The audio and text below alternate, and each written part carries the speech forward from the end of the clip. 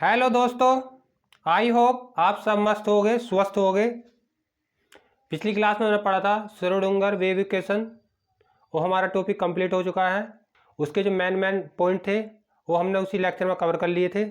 ठीक है, आज हम पढ़ेंगे क्वांटम संख्याएं, जो यूपीटी साइंस के लिए बहुत इंपॉर्टेंट है। एक दो क्वेश्चन इसमें ज़रूर पूछा जाता है। क्वांटम संख्याएं क्या होती हैं? ये जो इलेक्ट्रॉन की स्थिति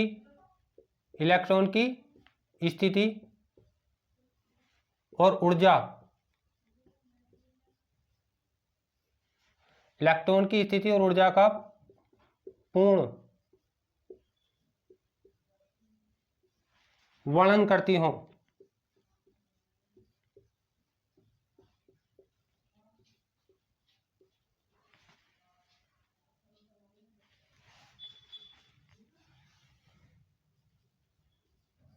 क्वांटम संख्या कहलाती हैं।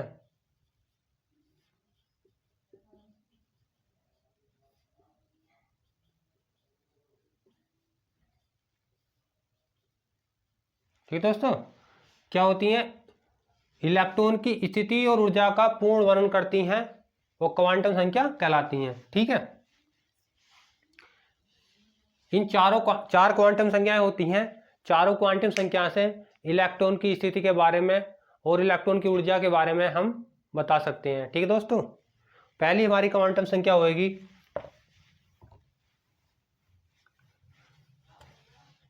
मुख्य क्वांटम संख्या।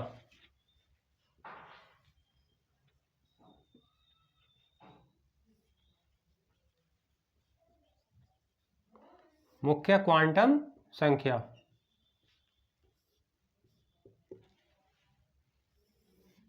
देखो, यह क्वांटम संख्या बोर द्वारा दी गई।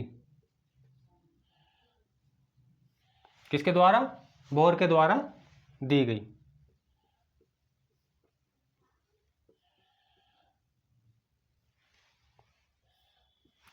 यह कोष को बताती है।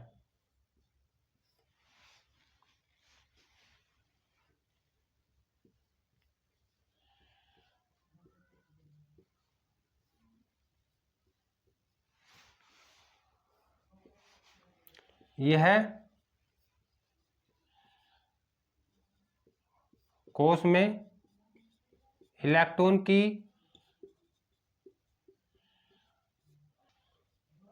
और वेग तथा नाभिक से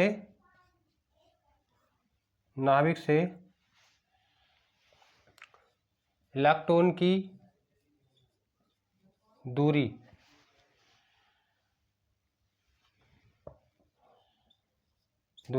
की जानकारी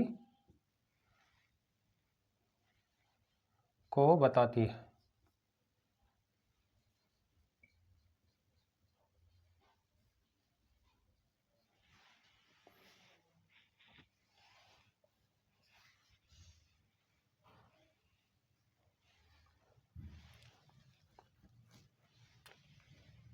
इसे n द्वारा शो किया जाता है।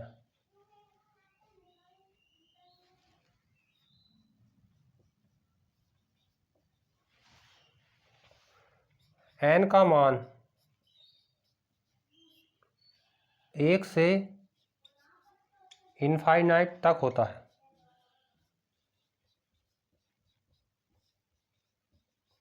दोस्तों, इसे n द्वारा प्रदर्शित किया जाता है, शो किया जाता है मुख्य क्वांटम संख्या को, जिसे कहते हैं इंग्लिश प्रिंसिपल क्वांटम नंबर। ठीक है दोस्तों, ये दी गई नहीं थी, बोर द्वारा ये दी गई थी। ये कोष के बारे में जानकारी देती है, ये बताती है। यह कोष में इलेक्ट्रॉन की ऊर्जा, वेग तथा नाभिक से इलेक्ट्रॉन की दूरी को बताती है, यह जानकारी देती है। ठीक, n का मान 1 से इनफाइनाइट तक होता है। ठीक दोस्तों, देखो आगे देखते हैं।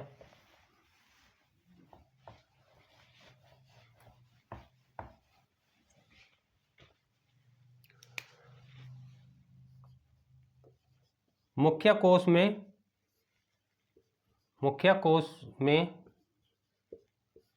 इलेक्ट्रॉन की संख्या पता लगाना हो तो हम ये फॉर्मूला लगाएंगे 2n²। ठीक दोस्तों, 2n²। मुख्य कोश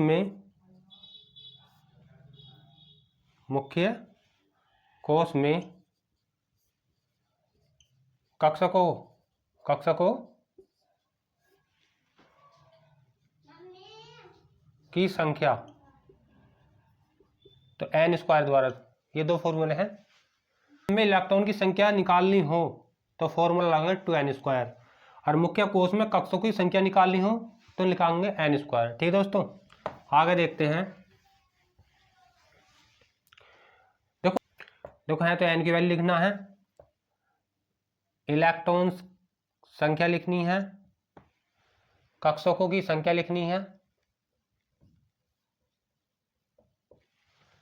अब n बराबर कितना 1, फॉर्मूला क्या लगाओगे 2n², तो 2 × 1² आ जाएगा 2 इलेक्ट्रॉन। कितने जाएंगे 2 इलेक्ट्रॉन। कक्षक निकाल लें n², तो कितना जाएंगे 1 कक्षक। ठीक है, अगर 2 लिखते हैं तो ये होता k, ये होगा तुम्हारा l। है लिखोगे 2n², 2 ×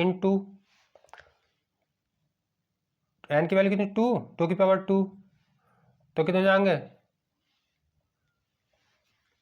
4 दूनी 8 इलेक्ट्रॉन। कक्षक कितना आएंगे 2 की पावर 2, कितने जाएंगे 4, कितना आएंगे 4 कक्षक। और 3 रखोगे, इसे m द्वारा दिखाओगे, तो 2n², 2 × n की पावर कितनी 3, 3², 3 × 9 दूनी 18, इलेक्ट्रॉन कितने जाएंगे 18। कक्षक कितना आएंगे 3 की पावर 2, 9 कक्षक जाएंगे। ठीक है, इलेक्ट्रॉन की n बराबर 4 रखोगे, KLMN n आ जाएगी आपके 2n² है रखोगे तुम 2 × 4 की पावर 2, कितना हो जाएगा 16 दूनी 32, 32 इलेक्ट्रॉन हो जाएंगे हैं। ठीक, और है रखोगे तुम्हारे 4² कितना हो जाएंगे 4 का 16 कक्षक, कितने जाएंगी 16 कक्षक।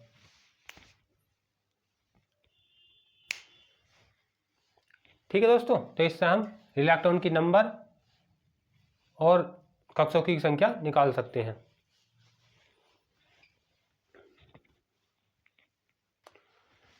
अगली है क्वांटम संख्या, द्विघवंशी क्वांटम संख्या। द्विघवंशी क्वांटम संख्या। तो दोस्तों अगली हमारी है यू द्विघवंशी क्वांटम संख्या, या से कह सकते हैं गौण क्वांटम संख्या। ठीक दोस्तों, इसे L द्वारा प्रदर्शित करेंगे, इसे L द्वारा प्रदर्शित करते हैं। ठीक है, ये दी कितनी थी समरफेल्ड द्वारा दी गई थी, ये समरफेल्ड द्वारा दी गई थी वाली क्वांटम संख्या। ठीक, ये इलेक्ट्रॉन के बारे में क्या क्या जानकारी दे रही है, उपकोशों में इलेक्ट्रॉन की संख्या के बारे में ये जानकारी देती है। उपकोशों में इलेक्ट्रॉन की संख्या के बारे में भी जानकारी देती है, कक्षकों की संख्या के बारे में भी जानकारी देती है। ये कोणीय संवेग या आकृति, कोणीय संवेग या आकृति के बारे में जानकारी देती है, निर्धारित करती है। कौन सी द्विघवंशी क्वांटम संख्या। ठीक है,